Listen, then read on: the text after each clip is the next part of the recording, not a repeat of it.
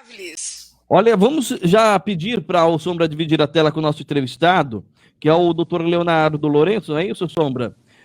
Para falar sobre o poder da mente, como pode ajudar no ano de 2021, hein? A mente, eita, pessoas com tudo isso precisa trabalhar bem.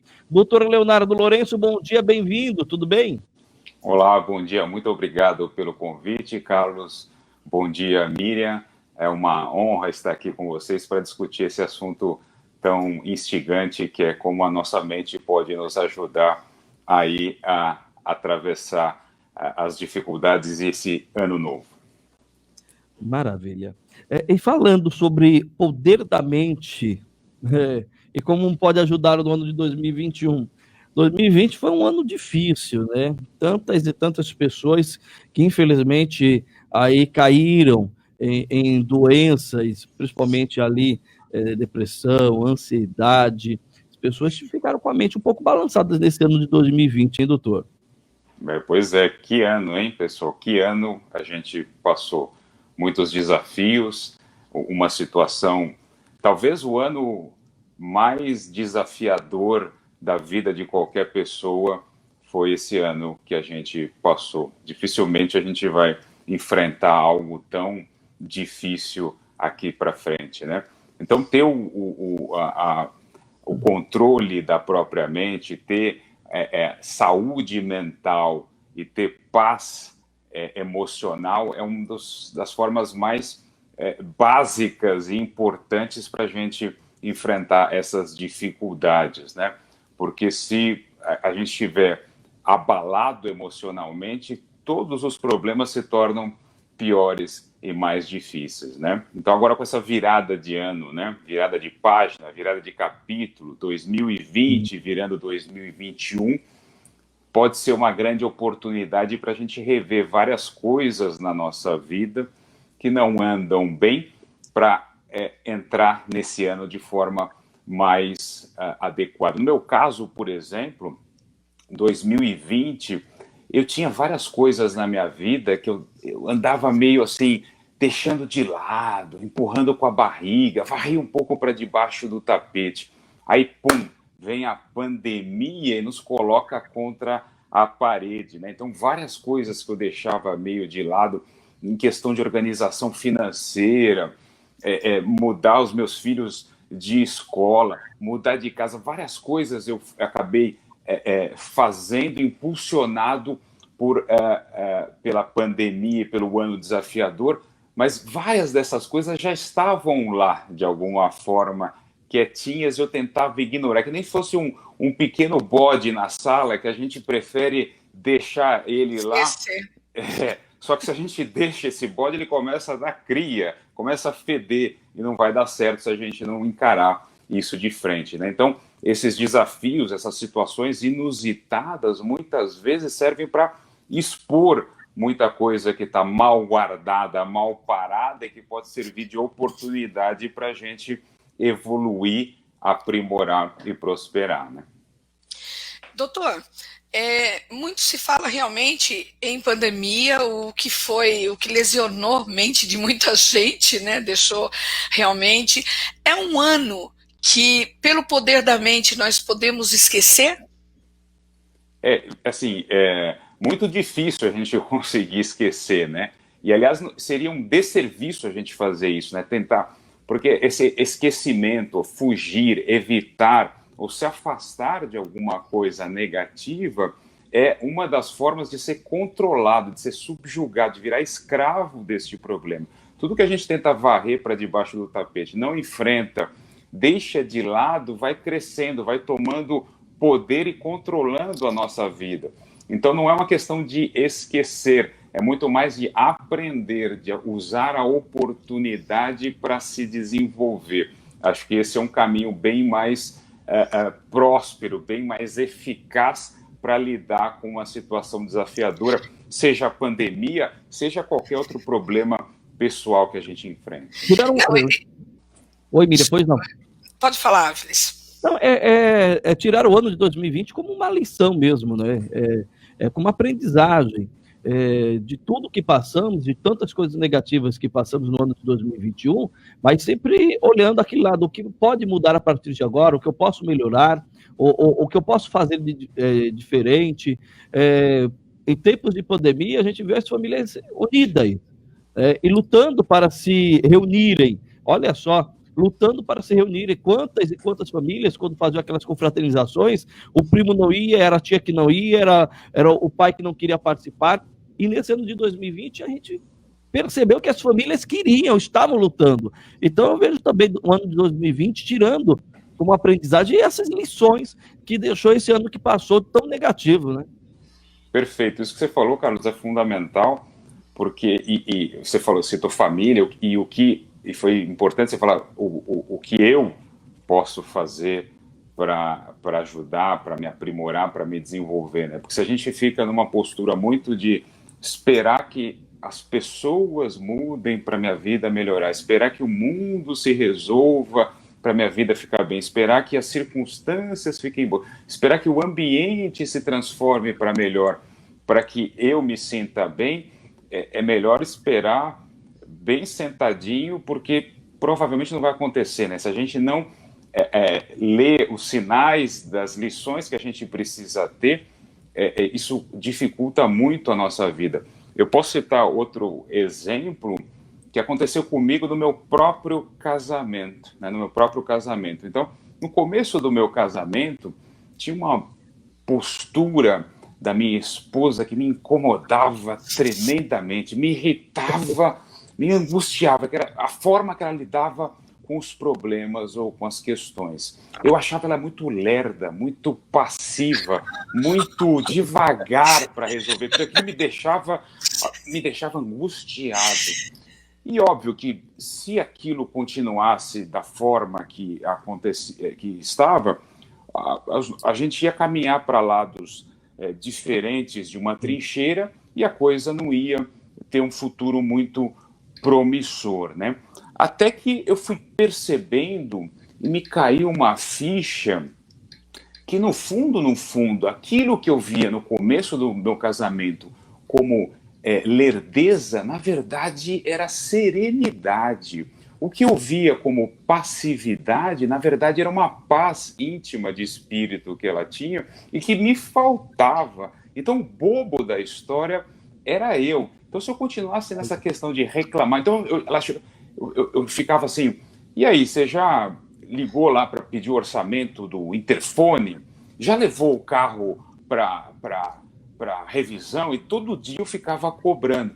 Então, se eu me mantivesse nessa postura, provavelmente a coisa ia degringolar. Então, o que eu podia fazer? Trocar de esposa, ficar reclamando a vida toda num casamento infernal, ou eu podia enxergar o que estava acontecendo? Porque, na verdade, o que eu via como agilidade que eu tinha, ou uma coisa de cobrar com razão as coisas que precisavam ser feitas, na verdade escondia outras coisas, escondia uma baita ansiedade que eu tinha, uma baita soberba e um egoísmo de não ajudar a resolver problemas que eram comuns da família e da casa, e que eu me colocava de lado como se eu tivesse autoridade ou direito para cobrar coisas de uma pessoa que eu deveria estar ajudando. Então, a opção que às vezes é mais difícil de todas ao invés de ficar reclamando, ao invés de tentar mudar a pessoa, ou trocar de pessoa, ou trocar de casa, ou trocar de trabalho, ou trocar de país, ou trocar de situação, tentar mudar tudo à nossa volta, é começar a olhar para a gente mesmo. E aí, fazer esse processo de deixar para trás uma baita ansiedade, uma baita soberba, um baita egoísmo que eu tinha, é o que fez a solidificação do meu casamento, a minha transformação e evolução pessoal, e hoje, com quase 15 anos, a gente tem um casamento muito mais próspero, muito mais feliz do que jamais teve. Então, este jeito de lidar com as coisas é que é o mais importante. Da mesma forma que vem uma pandemia, da mesma forma que vem uma dificuldade no emprego, uma doença, ou o que quer que seja a nossa vida. Doutor, o senhor aborda esse tema no seu livro Noocídio? Exatamente. O livro, ele traz basicamente uma ideia, a palavra ela foi criada no sentido da importância que a gente tem de eliminar, aniquilar aspectos negativos do nosso próprio cérebro, né? Então, evitar de ficar despejando a culpa ou os problemas tudo para fora, assumir um pouco a responsabilidade que a gente mesmo tem que ativamente, é difícil, incomoda, é um baita trabalho, mas a gente tem que aniquilar certas partes negativas da nossa personalidade, do nosso caráter e vamos e venhamos, ninguém é perfeito. Todo mundo tem uma listinha aí de defeitos que deveria deixar de lado para começar a desenvolver certas virtudes. A ideia de noocídio é uma palavra que vem, é uma composição, nous significa em grego mente, é que nem knowledge em inglês, que nem paranoia, o nous significa mente. E sídio é do latim matar, aniquilar. A ideia é exterminar da nossa própria mente esses aspectos negativos que a gente tem. Uma das maiores, hoje em dia é muito comum a gente falar em fake news, né, notícias falsas.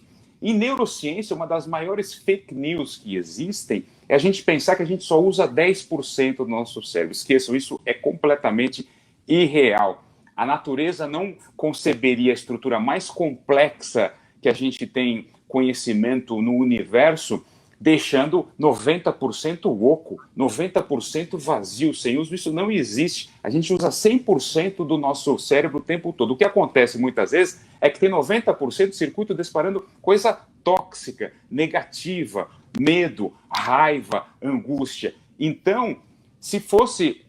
e a gente fica com essa ilusão achando que teria 90% oco na nossa cabeça. Então bastaria eu sentar aqui, pensar em coisas positivas, atrair coisas boas para a minha vida, que a coisa resolveria. Não funciona assim. Há uma precedência. A gente primeiro precisa limpar o que tem de negativo dentro de mim mesmo, para aí sim abrir espaço para que coisas potencialmente benéficas e mais positivas aí entrem e formem a minha mentalidade, né? Ou seja, varrer o que tem de negativo em mim mesmo para dar espaço para me libertar para uma vida potencialmente mais próspera, mais livre e mais feliz. Mas claro que isso é muito difícil porque muitas dessas coisas negativas que a gente tem está ligada à nossa personalidade, à nossa identidade. Então, sim, a gente tem que questionar e explorar e muitas vezes eliminar certos aspectos da nossa personalidade, da nossa própria identidade para poder evoluir, para poder se aprimorar. E essa é a ideia, então, do livro Noocídio. Ele traz, então, histórias de pessoas comuns, histórias reais de pessoas comuns que passaram por grandes superações, saíram de grandes tragédias para grandes evoluções através dessa transformação mental, desse desapego a partes negativas de mim mesmo, dessa clareza de que eu não sou perfeito, eu preciso melhorar em mim mesmo e parar de ficar apontando o dedo e culpando o vizinho, a esposa, o chefe, a economia e tudo. Claro, tudo isso é importante, mas se eu não olhar para dentro e parar de despejar a culpa nos outros, não vou sair do lugar. É bem isso mesmo. Eu acho incrível, né, por exemplo, a questão da esperança, a questão do aprendizado, a questão de acreditar em dias melhores, né, trabalhando com a mente. Por exemplo, no dia 31 a gente vem e faz tantos projetos, tantas ideias, né, parece que a gente tem opa, 2020, deixa para lá, acabou, os problemas, tá bom, nós vamos continuar alguns, mas boa parte deixa para lá. Vamos embora, vamos tocar o barco. 2021 é diferente, vai ser melhor. E as pessoas vêm com essa esperança, né? Parece que muda a chavezinha. 2020, opa, desliga. 2021 a esperança de um novo ano. E o ser humano é isso, né? Essa transformação e essa mudança e essa busca por algo melhor diariamente, né? Isso, o cérebro humano, você falou muito bem, ele é um dispositivo produtor de símbolos, de significados, né? Então, esse símbolo de acabar um ano e começar outro é muito eficaz no cérebro, é muito eficiente no cérebro para servir como um gatilho, né? Para servir como uma forma de um símbolo de renovação, de reconstrução. Mas, claro, que o símbolo sozinho, a passagem do calendário por si só, não resolve o problema se eu não faço o trabalho íntimo de renovação interna de mim mesmo, que é o mais fundamental. Porque não adianta simplesmente eu trocar de ano, trocar de casamento, trocar de emprego, trocar de cidade, trocar de país, se eu continuar indo para todos esses outros lugares novos com o mesmo cérebro que eu tenho. Se eu levar o mesmo cérebro que eu tenho, com aqueles 90% de circuitos disparando sentimentos e emoções negativas, aonde quer que eu vá, no casamento que eu tiver, na vizinhança que eu tiver, no emprego que eu tiver, os gatilhos e as circunstâncias vão disparar esses transmissores negativos para eu continuar me sentindo mal. Então, aproveitar esses símbolos das circunstâncias do ambiente de mudança para mudar intimamente. É isso que é fundamental. Olha, rapidamente, nosso tempo já está mais que estourado, minha produção já fica me apertando aqui, mas certa vez eu estava conversando com a minha avó hoje tem 88 anos, 89, eu sempre confundo a idade correta dela, né? E a gente conversando, e ela do meu lado assim, uma senhorinha toda simples, ela vira para mim e fala, no bate-papo, ela, meu filho, a nossa mente ela é uma mente muito traiçoeira, a gente tem que saber como trabalhar com ela, como lidar com ela. Verdade. Eu fiquei ali no momento que eu olhei para a cara dela e falei, meu Deus do céu, que frase impactante e que eu carrego até hoje, sabe? Ela falou, meu filho, na idade que eu tenho, eu tive que trabalhar, que lutar com a minha própria mente. Aí eu olhei para ela e falei, mas por quê, vó? Eu estava com um princípio de depressão que eu lutei. E eu decidi seguir em frente. Eu decidi batalhar e não deixar abalar. Então, a mente traiçoeira, a gente temos que saber como trabalhar. Ali foi uma lição de vida que eu carrego para sempre. Perfeito, Carlos. Isso que você falou é fundamental, porque a nossa mente pode ser nosso pior inimigo ou o nosso maior aliado. Trabalhar isso é fundamental. Doutor Leonardo Lourenço, quero agradecer demais a sua participação aqui no nosso Jornal na Hora Certa da Rádio Cacique, para dar ao vivo aqui para todo o nosso litoral de São Paulo. E é claro, hoje também temos essa live, né, que a gente transmite para todo o nosso Brasil. Agradeço demais a sua participação, o espaço está sempre aberto, até uma próxima. Muito obrigado, bom dia, pessoal. Bom dia. Um abraço, tchau, tchau. Doutora Leonardo Lourenço, hein?